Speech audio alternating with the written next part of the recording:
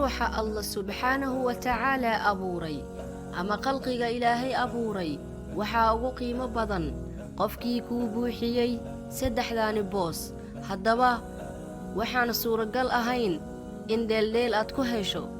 ugu horayn, booska hooyanimo, dhinaca daryeelka, damqashada iyo danaynta. sidoo kaleenta booska walaalnimo, wadajirka, wada noolaanshaha iyo wadaagga. booska saaxiibtinimo, iska warhaynta, isku duubnida iyo isku sirsheegashada. afartan, weligaa iska ilaali qof mar walba wanaaggaaga u arka waxyeelo, qof aan marnaba murugadaada iyo farxaddaadaba aanan kala jeclayn, qof runtaada ka doorbida beentaada, qof guushaada iyo guuldarradaadaba aan marnaba u ahayn mid garabkaaga jooga. waxaad kalood ogaataa wax kastoo degdeg ku yimaada inay ku baxayaan si degdega ama si fudud. marka noloshaada ha sahalsanin, hana ka dhiganin wax maalaayacni ah oo fudud. haddaad tahay qof adag, waxaa kuu adkaan doonta qof walba inuu si ciyaar ah ku helo noloshaada, mana dhici doonta in qofkaas si fudud uu kaaga tago. hadday ahaan lahayd saaxiibtinimada, walaalnimada iyo wax walboo dunida yaala oo qofka bini'aadanka qalbigiisa ku raaxaysanayo. haddaba waxaad ogaataa walaalkaygiiow ama walaashaydii qaalida ahaydee, ogow dareenka aad qalbiga qof kale ku abuuraysid ama aad kaga tegaysid adiga maalin maalmaha ka mid ah wuu ku taaban doonaa.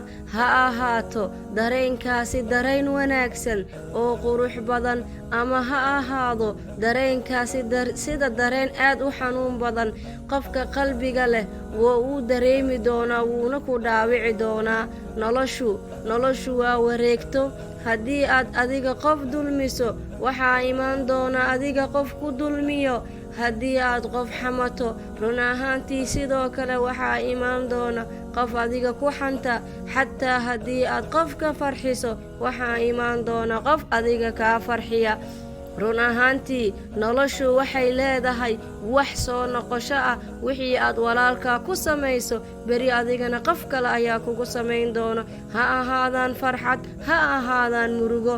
noloshu waxaa heli doontaa dareenkii aad qof kale adiga ku abuurto, ama macaankiisii ama dhadhamin doontaa, ama qaraarkiisii ayaad adigana dhadhamin doontaa. haddii uu ahaa dareenkaasi dareen xun ah, ugu dambayntii walaale, waxaan kaa codsanayaa inaad ilaaliso dareemayaasha qofka kale. haddii aad dareen qof ku abuuraysid, waxaa wanaagsan inay ahaato dareen fiican oo wanaagsan.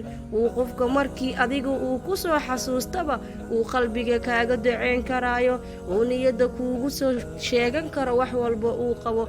walaalkaygiiyo ama walaashaydiyey, noloshu waa 2 maalmood. ha sahalsanin, ha isdhihin qofkaani wakhtiga ku dhammeey ee qalbiga ka dil. walaalkaygiiyow, ma jeclid walaashaada in la dhibo, sidoo kale hooyadaa, sidoo kale walaalkaaga ama aabbaha. adigana sidee ku oggolaatay in aad qof bini'aadan dhaawacdo? sidaad ugu dhiiratay? waxaan kaa codsanayaa inaad ilaahay subxaanahu wa tacaalaa aad ka baqdo, oo aad qof walbo aad la hadlayso runta aad u sheegto. runta waxaa kugu jecel allihii ku abuuray. runta waxaa kugu jecel qof walboo wanaagsan, laakiinse beentaada waxaa jeclaan doona qofka asagana jecel inuu ku dhibo ama wakhtiga iska kaa dhumiyo. nolosha aad arkayso waa wax yaroo hal maalin ah, laakiin annaga haddaan nahay bani'aadan waxaan aaminsannahay cimriga inuu dheer yahay. cimriga aadanuhu ma ahan mid dheer. haddii aad maanta ku soo kacday nabad iyo caafimaad, ma ogid inaad galabta aad dhiman doonto ama caawa qabriga aad u hoyan doonto. marka waxaan kuugula talin lahaa in mar walba wanaagga aad ka shaqayso, dulmiga aad ka fogaato. ma og tahay in ilaahay ducooyinka uu aqbala ay ka mid tahay ducada qofka la dulmiyey? haddaba iska ilaaliya dulmiga. ilaahay agtiisa waa kuwa loogu necban yahay.